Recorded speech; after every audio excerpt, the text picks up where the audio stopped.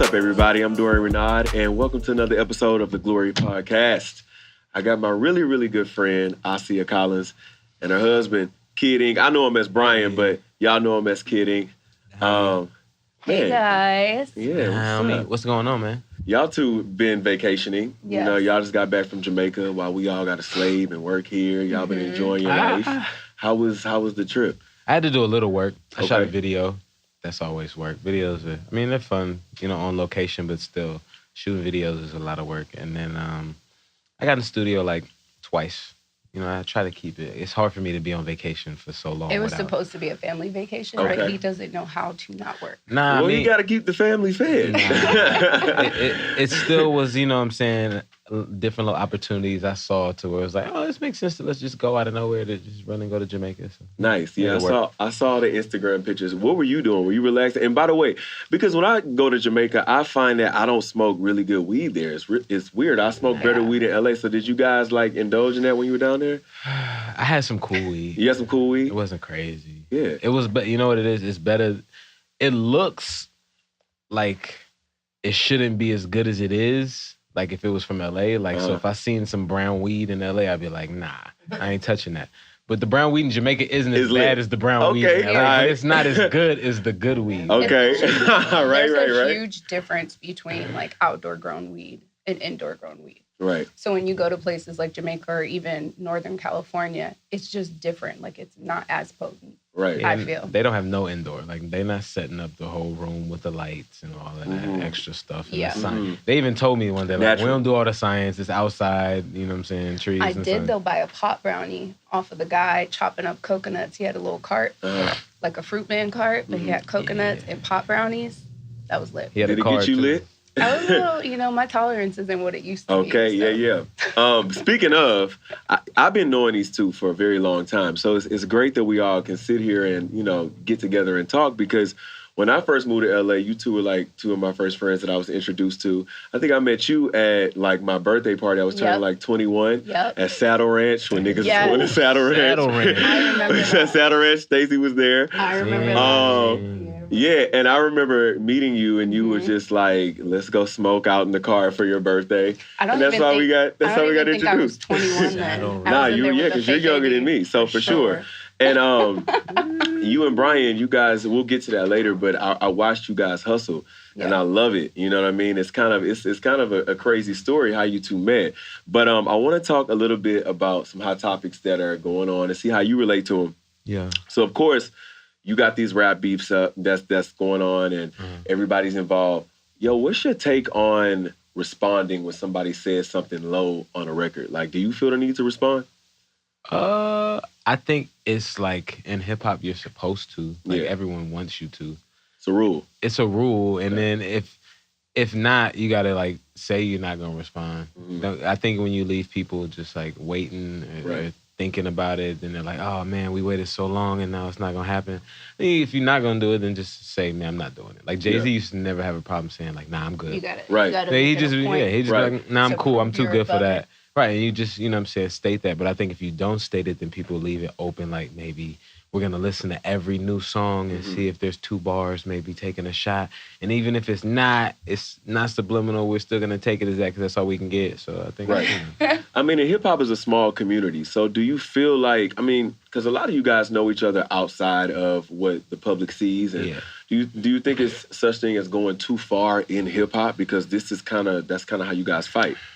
Yeah, it's too far. I mean, it's the such thing as going too far if you don't plan really on fighting. Some stuff is really fighting words. Some stuff can really break relationships with other people because it is one of those games where they be like, oh, you was seen with him the next day, so you rocking with him too, and it's nah. I was just still this. I don't have no problem with this beef because I'm in hip hop. It's not a whole everybody's in unison on one idea type situation, but. It gets like that, and people, pick sides, and then stuff starts to get weird. Have you ever felt like you needed to pick sides when it comes down to things? Because you pretty much roll on your own shit. You on your own thing, so you never felt that. I always, what I'm saying, I've definitely, okay, I'm not going to lie.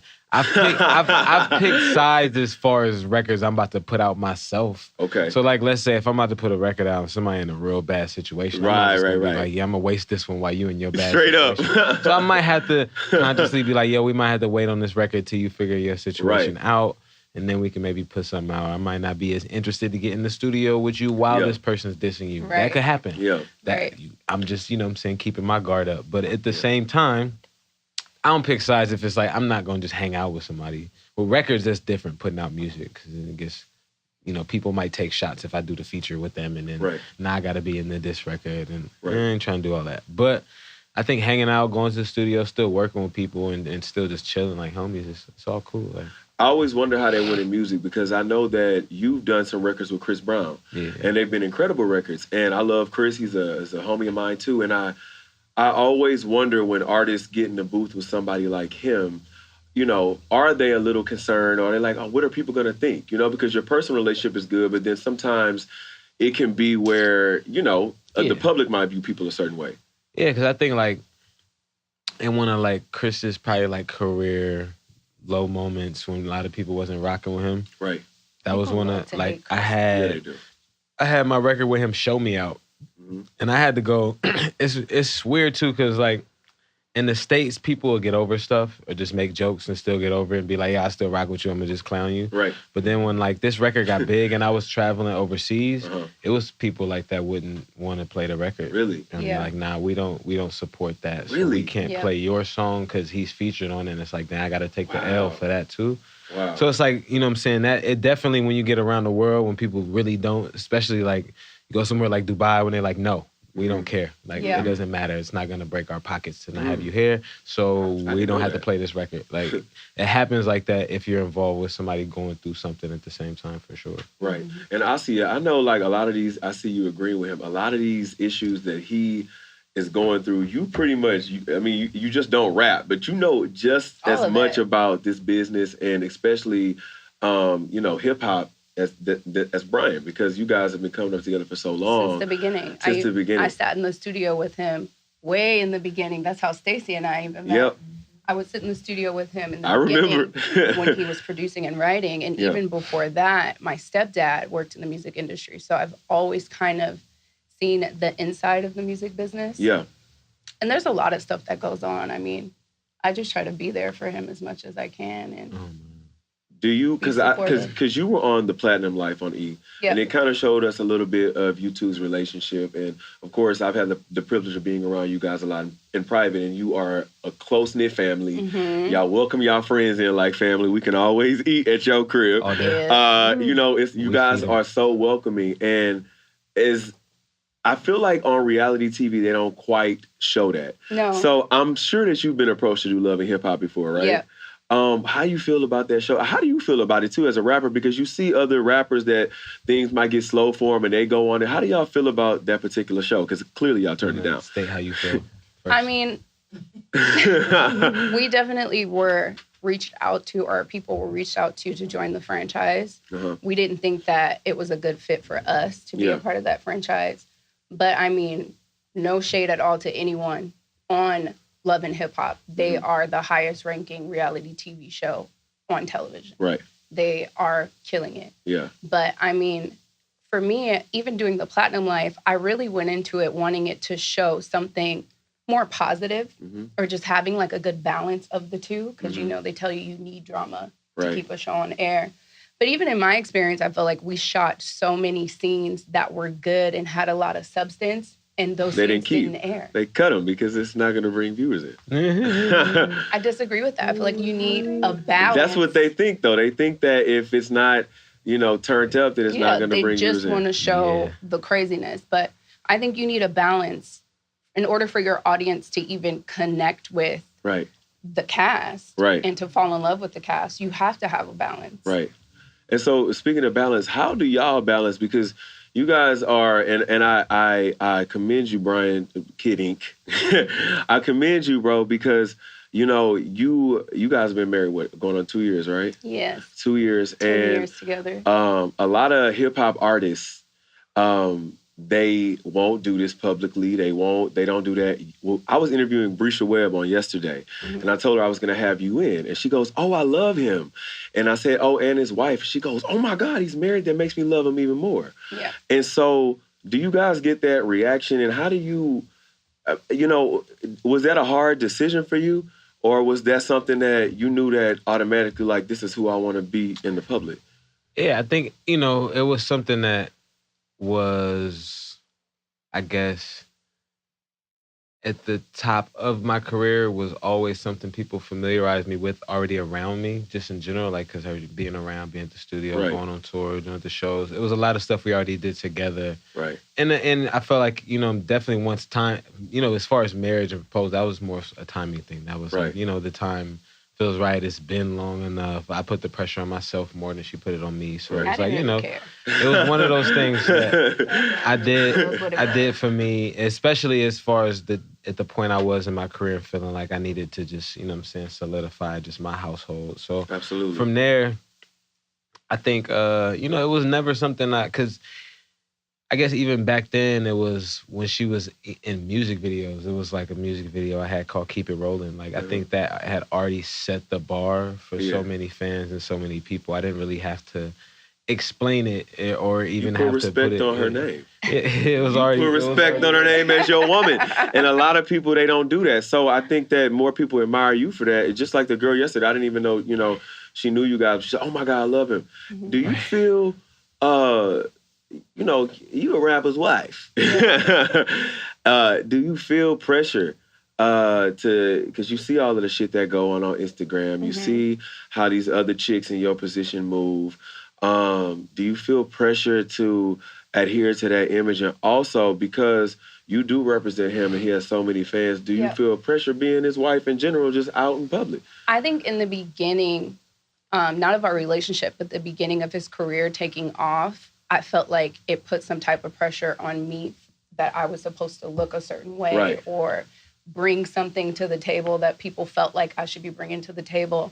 But I mean, as you get older and you just evolve and you become comfortable with yourself, and I tell this to my girlfriends and to people all the time, you have to come into your truth at the right time. Mm-hmm. It's not on anyone else's timeline. In fact, it's on God's timeline. Mm-hmm. And there's nothing you can do about it. Okay. You just have to have faith and you have to just, go with it and live life and enjoy it. And once you stop putting those pressures on yourself or expectations on yourself is when you can actually start to do things and grow and enjoy them as they organically happen. Right. And back to Brian, I remember when I first met you guys, see, now they driving some real nice cars. But I gotta say this is funny because I mean, to me it's inspirational, and I always use y'all. I use y'all like for real. I'm like, yo, when I first met Kid Ink and his girl, they was pulling up and whatever. It didn't matter. And y'all were hustling, and I remember you weren't even rapping at the time. You was more so producing. So take us on that journey, shortly, and let us know how you got here now. I mean, really, I was making beats early on, like 15 in school, and then I, was just doing it because me and all my friends was doing it, and one of my friends happened to be Nipsey Hussle, and he ended up getting a label deal through one of the songs I produced. Okay. So from there, that kind of, I was in my early 20s, and I think that helped me walk into just that world of really being like, oh, this music thing could really happen. We thought this was just for fun. It was just, making beats at the crib in the room on downtime. So I think from there, when I was like, oh, this could be a reality, I, didn't really get any deals or anything at that point, but I was just meeting people and just being a little bit more involved and hitting the streets more and showing up to studio sessions. And from there, me and Nipsey had a studio session with Young Berg at the time, who I had met my guy, Rob Holiday, through Nipsey and them. And then he was linked with Berg. And then from there, it was kind of like I just, was with them producing and doing different stuff and helping write. And from there, just staying in the scene, I think. And nothing, I never really got any deals or anything at that time. Doors just and, up. Just kept meeting people, keep my relationships tight. And then I got, fed up with just producing and not getting no placements and just start making my own beats and then drop the mixtape. From there, caught some ears, made some more connections, linked up with Ill Will, and from there just started a bunch of ideas and been grinding since like 2012, I think. Yeah. I remember that moment, and it's crazy. The show's called A Glory, and we talk about what I asked my guests to do is describe that glory moment.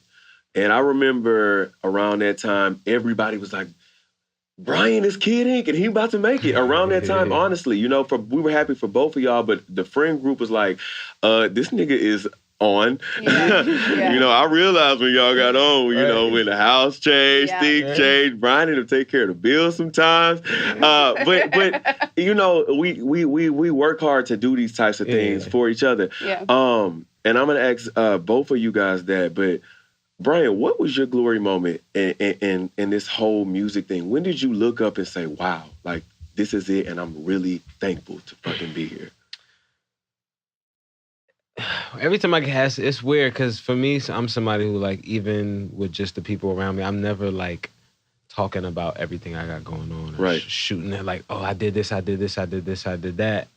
And I kind of like forget about moments as much as like I'll have it, be in the moment and be like, all right, let's do something better, on to the next thing.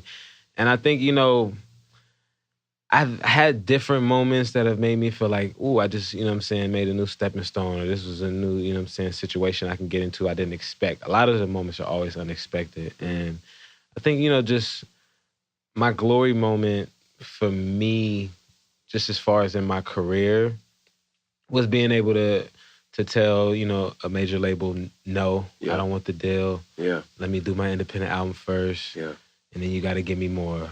And then we're going to do this and that. And then, being able to actually do that, make what they had to give me and, double it up and be able to be like, oh, that actually happened. Like, we actually did that. That was one of the moments where I felt like I had a plan and did that. That's what That's definitely one of my, I feel like without doing that, my career wouldn't be where it is now. You took it into your own hands. Yeah, and I felt like I would have definitely went into a situation and been stuck and been controlled a little bit more and not really been able to do what I wanted to do. And I think, just as far as in general, man, just when I felt like I made it, like I said, it wasn't really like, it's hard to say because I still feel like there's so much to do. So much to do. I'm gonna try to find moments and I'm like, yeah. A lot of guests say that as well. But the one that you brought up is stuck out because that's a moment when you go, I had a breakthrough. I just broke through, did something on my own. What about you? What's been your glory moment this far? I mean, for me, career-wise, it would have to be once we did the Platinum Life and I had the opportunity to go on Power 106 myself. Been there billions of times. Right. Sometimes they've even put me on the mic, but because I was there for him. Right. And I got to go and do a radio interview on the cruise show, and he was literally sitting in the corner in my little seat I usually sit in with Aislinn, and I was sitting at the mic. Yeah. That felt good. And then even we got to go on The Real, which I'm a huge fan of the show. Like, that to me was huge. I was like, wow. That for me was huge for her. Yeah. For sure. I was like, that's how much I love Tamara. That's dope. And you guys live a lot of glory moments. And luckily, I've been able to see a lot of them up close and personal.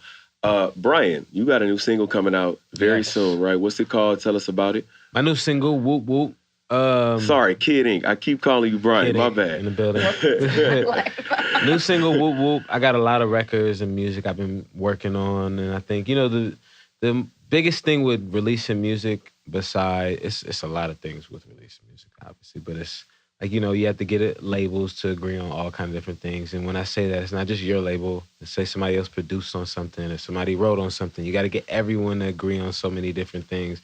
And I think it got to a point where like I was just letting too many hands in my pot, and a lot of music was just getting held back or worrying about features and doing certain things or making the label make me feel like I needed to worry about features or certain producers. And you know what I'm saying? And then when I finish a song, they'd be like, yo, this song costs $200. And then the label's like, I don't know if we want to pay $200. You'd be like, dang, I thought we just made this song 30 minutes and it wasn't, like 200 already, but dang. All right. So, but that's how people just, their expectations off top, especially once you have like hit singles, they going for the bar. And everybody, like, it was a point where after Show Me and a couple other records and some Mustard records, that's all people wanted to hear. That's all people sent me. That's all. I've had DJs tell me in my face, like, this is what we want. Like, dang, just specifically like that. You know what I'm saying? So I think I'm in a better space now where I, you know, found a lot of music and producers and people I could work with and feel comfortable and been working at home more, recording at home more. So, you know, I took some time off from the big studio, saved up that budget, built the studio at the crib. So it's just, you know, feeling like it's back in the day for me, you know what I'm saying, in 2012 when I'm just vibing all day long, whether it be 6 a.m. when I wake up, you know, middle of the day, it's all day instead of it being like... Whenever you're inspired. Yeah, instead of me being stuck in a room for 2 weeks, 12-hour blocks, no sun, no nothing, just, you know what I'm saying, getting lost. So I feel like, you know, Whoop Whoop is one of those records where I feel like I'm going to definitely please a lot of the old fans with just the vibe and something ready for the summer. And continue. We need some summer shit from you because your shit goes in the club. And I'm always like, I know that nigga. I missed a little bit of last summer. I did a couple, I dropped like at a different season, did some different type of music, and I feel like, you know, I'm definitely back in a little more of the summer pocket. Dope, man. We excited. And I know, Asiah, you got some cooking stuff coming up. Yeah. And you going to come back and see me about that. And we're going to talk about that. But I thank you guys for coming on The Glory, sharing your glory moment, hollering at your boy, eating up wings and kicking it. We got more episodes coming soon. You guys stay tuned. The Glory.